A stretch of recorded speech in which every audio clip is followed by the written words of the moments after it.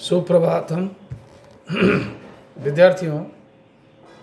स्वप्न वासवदत्तम नाटक के चौथे अंक के अंतर्गत प्रसंग यह है कि प्रमद वन में जब विदूषक बसंतक राजा उदयन से एकांत समझकर पूछ बैठता है कि आपको वासवदत्ता प्रिय है या पद्मावती प्रिय है। तभी इस एक अभूतपूर्व प्रश्न के उत्तर देने के लिए राजा उदयन बड़े व्याकुलित हो जाते हैं, बड़े उहापोह स्थिति में पड़ जाते हैं। तो क्या कहे क्या ना कहे। वो इससे बचने के लिए भरपूर प्रयास करते हैं, परंतु वो विदूषक पीछे पड़ जाता है। पुनः विवश होकर उस प्रश्न का उत्तर बड़े तरीके से राजा उदयन देते हैं, जिससे दोनों के प्रति माने वासवदत्ता और पद्मावती के प्रति जो उनकी भावना है, जो उनके अंतःकरण में जो उनका भाव है, जो स्नेह है, जो प्रेम है, उसको बड़े सहज रूप में अभिव्यक्ति दी है, जिससे ये पता नहीं चले कि पद्मावती के प्रति कम हो, वासवदत्ता के प्रति ज़्यादा हो, या वासवदत्ता के प्रति कम हो, पद्मावती के प्रति ज़्यादा हो। इस प्रकार नपे तोले शब्दों से वे कहते हैं। फिर भी वासवदत्ता के प्रति उनका जो प्रेम है, जो भाव है, वह अभी भी उनके अंतःकरण में वह जीवित है। यह आशय स्पष्ट होता है उनके उस कथन से। आगे यहीं से हम चल रहे हैं कि लता कुंज के अंदर जब वासवदत्ता अवंतिका वेश में पद्मावती के साथ हैं, वह आत्मगतम अपने आप कहती है राजा उदयन के इस प्रकार के जो भाव की जो अभिव्यक्ति है उसको सुनकर वह कहती है, भवतु भवतु, ठीक है, दत्तम वेतनम अस्य परिखेदस्य। बोले ये जो मेरा परिखेद है, जो ये मेरा क्लेश है, जो मेरा वियोग रूप कष्ट है, दुख है, इसका वेतन यानी पारिश्रमिक राजा आर्यपुत्र उदयन ने तथा राजा ने दे दिया है। और आगे कहती है, ओहु अज्ञातवासः अपि अत्र बहुगुण संपद्यते। वो यहाँ छिपकर रहना भी अनेक गुणवत्ता का कारण बन जाता है। भाई ये गुणकारी सिद्ध हो जाता है अज्ञात रूप में रहना, क्योंकि अज्ञात रूप में अर्थात मैं अवंतिका वेश रूप में हूँ, और फिर यहाँ पद्मावती के साथ माधवी लता मंडप में छिप कर हैं, और पुनः फिर भी इससे भी मुझे लाभ ही मिला, कोई नुकसान नहीं है, इसमें किसी भी प्रकार की क्षति नहीं है। कि मुझे जो राजा उदयन का मेरे प्रति किस प्रकार का प्यार है, कितना प्यार है, कितना प्रेम है, कितना स्नेह है, मुझे वो कैसे चाहते हैं, इसका प्रमाण मुझे यहाँ प्राप्त हो गया। ये मेरे लिए लाभकारी है। तब चेटी कहती है, भर्तृदारी के अदाक्षिण्य खलु हरता। राजकुमारी जी, स्वामी उदार नहीं है, अनुदार है। क्योंकि श्लोक में जो बात कही है राजा उदयन ने, तो उससे वासवदत्ता के प्रति ज़्यादा झुकाव तरीके से है, परंतु पद्मावती के प्रति कोई कम नहीं है। लेकिन चेटी अपने हिसाब से वो समझ रही है, परंतु पद्मावती उदारवती है, बड़े गुणवती है, बड़े उच्च कोटि के चरित्र की नारी है। इसलिए वो कहती है, हला हे सखी माम एवं, ना ऐसा नहीं है, सदाक्षिण्य एवं आर्यपुत्र। आर्यपुत्र तो बड़े उदारवान है, बड़े उन्नत कोटि की व्यक्तित्व के धनी है, गुणवान है, गुणशाली है। क्यों ना यह इदानीमपि आर्या यह वासवदत्ता यह गुणान स्मरति, जो अभी भी आर्या वासवदत्ता के गुणों को ही याद कर रहे हैं। तो इसी के कारण तो इतनी प्रेमवत्ता, इतनी गुणवत्ता के कारण ही तो पद्मावती ने उनसे प्रेम किया था, स्नेह किया था, उनको पति के रूप में चाहा था। नचे तो वो चाहती नहीं। वो चाहने के पीछे यही था कि यद्यपि राजा उदयन पहले से ही विवाह कर चुके हैं, भाई उनकी तो शादी हो चुकी है, फिर भी वह उनसे विवाह करने के लिए मन ही मन निश्चय कर लिया था पद्मावती ने, इसी वजह से, क्योंकि इतना अच्छा व्यक्तित्व किसी के पास नहीं होगा कि जो कि अपनी प्रियतमा को इतना चाहता हो। तो वो कितना गुणवान नहीं, कितना दाक्षिण्यवान नहीं है, कितना गुणशाली नहीं है, कितना स्नेही है, इस प्रकार उनके मन में है। तो वासवत्ता कहती है, भद्रे अभिजनस्य शत्रु सम्मंत्रितम। वासवत्ता कहती भद्रे, पद्मावती के लिए आपने तो अपने उच्च कुल के अनुरूप ही कहा है, क्योंकि आप एक अच्छे कुल के, अच्छे वंश के उत्पन्न होने वाली राजकुमारी हो, इसलिए आपने राजा उदयन का यद्यपि वासवत्ता के प्रति झुकाव अभी भी है, फिर भी आपने उसको अन्यथा नहीं ली, क्योंकि आप उच्च वंश उद्भुता है, उच्च वंशोत्पन्ना है, उन्नत कुल में उत्पन्न होने वाली है। तब राजा कहते हैं उत्तम मैया। राजा इधर विदूषक से कहते हैं, मैंने तो कह दिया, भवान इदानीं कथयतु, अब आप कहिए कि क्या ना का भवतः प्रिया, आपको कौन ज़्यादा प्रिय है। तदा पार्श्वत्ता इदानीं पद्मावती बा, उस समय की पार्श्वत्ता है क्या अभी की पद्मावती है। तब पद्मावती कहती है, आर्यपुत्रोपि बसंत का संवृत्ता। तब पद्मावती अंदर लता कुंज से कह रहे हैं, आर्यपुत्र भी, उदयन भी विदूषक बसंतक बन गए। जैसे विदूषक ने पूछा था ऐसे आर्यपुत्र पूछ रहे हैं।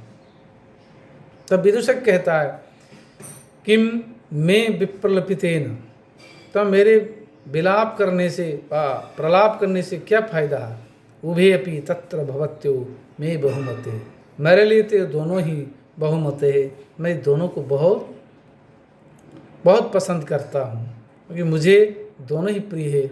मेरा ख्याल रखने वाले दोनों ही मेरे स्नेह को, मुझे स्नेह करने वाले हैं और मेरा ध्यान रखने वाले हैं। राजा कहते वैधेय, वैधेय भी एक गाली है संस्कृत में, विधवा पुत्र, मूर्ख, माम एवं खला बलासत्वा किमिदानीं नाभिभाष से, मुझसे तुमने जबरदस्ती सुनकर क्या अभी कुछ कहना नहीं चाहोगे।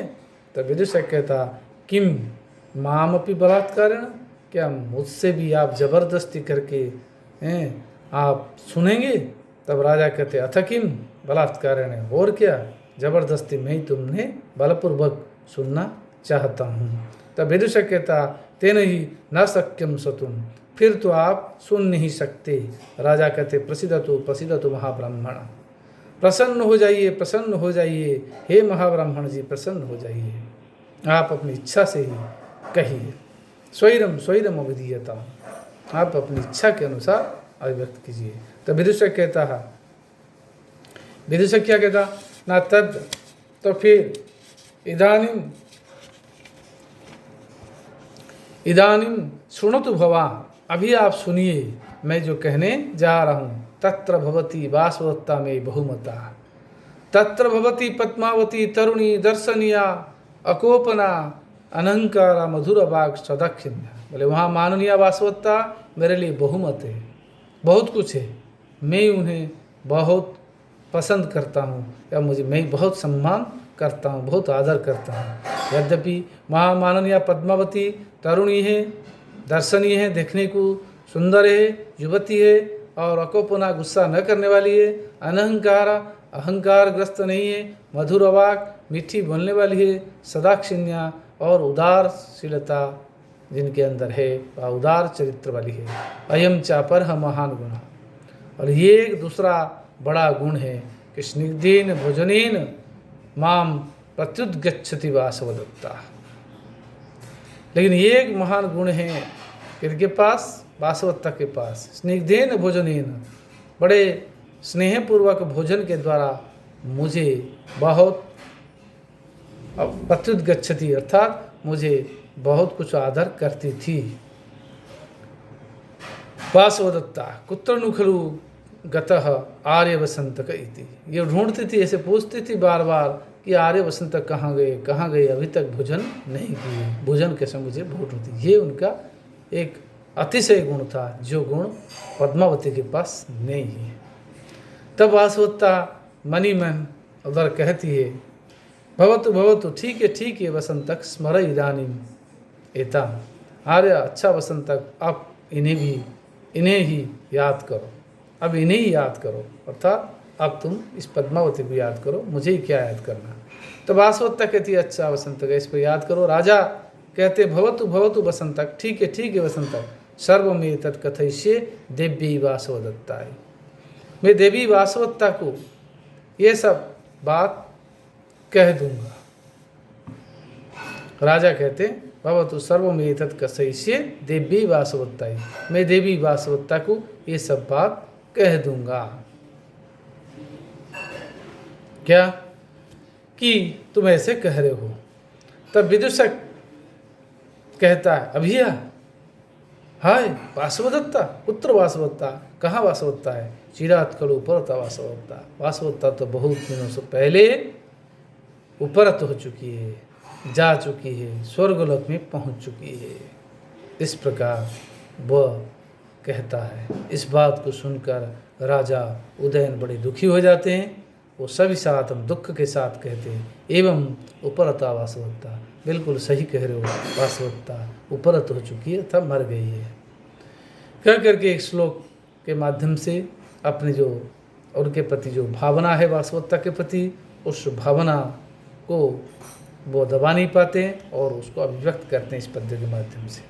अनेन परिहासेन व्याक्षिप्तं मे मनस्त्वया, ततो वाणी तथैवेयं पूर्वाभ्यासेन निःसृता। अनुष्टुप छंद है। मनः धनत्वया मनस्त्वया, तथा धन एव धनीयं तथैवेयम्। अन्वय, त्वया अनेन परिहासेन मे मनः व्याक्षिप्तं, ततः पूर्वाभ्यासेन इयं वाणी तथैव निःसृता। पहले तुम्हारे द्वारा इस प्रकार के परिहास के माध्यम से, मजाक के सब तरीके से, मैं मन व्याक्षिप्तम, मेरे मन को व्याकुलित कर दिया गया, मेरे मन को व्यतिव्यस्त कर दिया गया। ततः पूर्वाभ्यासेन, तो पहले की जो अभ्यास है, पहले इस प्रकार मैं बार बार कहता था तुम्हारे साथ कि ऐसे वासवदत्ता को कह दूंगा, ये कर दूंगा, आदि आदि, इसलिए यह वाणी, ये जो वाणी तथैव निःसृता, वैसे निकल गई कि वासवदत्ता को मैं कह दूंगा। वास्तव में वासवदत्ता तो अभी है ही नहीं, मैं कैसे कहूँ। इस प्रकार बड़े मन में उनको बड़ा व्यथा होती है, बड़ा मन में कष्ट होता है। ये राजा उदयन इस प्रकार इसमें कहते हैं। तब पद्मावती जो कि माधवी लता के कुंज के अंदर छुपी हुई है, वो कहती है, रमणीय खलु कथा योग नृशंसेन विसंवादितः। ये सुंदर कथा का योग था, ये नृशंस, ये धूर्त, ये दुष्ट विदूषक ने सब कुछ क्या कर दिया, विसंवादित, माने खंडित कर दिया, व इसको बीच में व्यवधान उत्पन्न कर दिया। पद्मावती वासवदत्ता तब आत्मगतम, अपने आप कहती है, भवतु भवतु विश्वस्तास्मि, ठीक है मैं बड़ा आश्वस्त हो गई हूँ। ओह प्रियम नाम दृष्ट वचनम अप्रत्यक्षम श्रूयते। बोले ये जो इतना प्रिय वचन है, सुंदर वचन है, ये अप्रत्यक्ष ही सुनाए देता है व सुनने को प्राप्त होता है। प्रत्यक्ष में सुना ही नहीं देता व सुनने को नहीं मिलता। भाई ये सूचना कितना प्रिय लगता है कि परोक्ष में ही ऐसे वचन सुनने को अच्छा लगता है। तब विदूषक कहता है राजा को, व राजा से, धारयतु भगवान, धैर्य धारण कीजिए आप, अनतिक्रमणीय ही विधि, क्योंकि विधि जो भाग्य है वो अनतिक्रमणीय है, उसको उल्लंघन नहीं किया जा सकता। भाग्य में जो होता है वही होकर रहता है, जो अनहोनी है तो होकर रहती है, जो होनी है होकर रहती है, जो अनहोनी है वो भी होकर रहती है। ईदृशम इदानीम एतद्, ऐसा हुआ हो गया है। तो इसलिए आप धैर्यपूर्वक अपने आप को धीरता प्रदान कीजिए। राजा कहते वैश्य, हे दोस्त, न जानामि भवान अवस्था, न जानाति भवान अवस्था, आप इस अवस्था को, स्थिति को नहीं समझते, नहीं जानते। कुतः, कैसे? ऐसा कह करके श्लोक के माध्यम से वो पुनः अपनी अवस्था, अपनी भावना को अभिव्यक्त करते हैं। दुःखं त्यक्तुं बद्धमूलोऽनुरागः, स्मृत्वा स्मृत्वा याति दुःखं नवत्तं, यात्रा त्वेषा यत् विमुच्येह बाष्पं, प्राप्तानन्या याति बुद्धि प्रसादं। शालिनी छंद है। शालिनी मगण मातो गौ चेत शालिनी वेद लोके।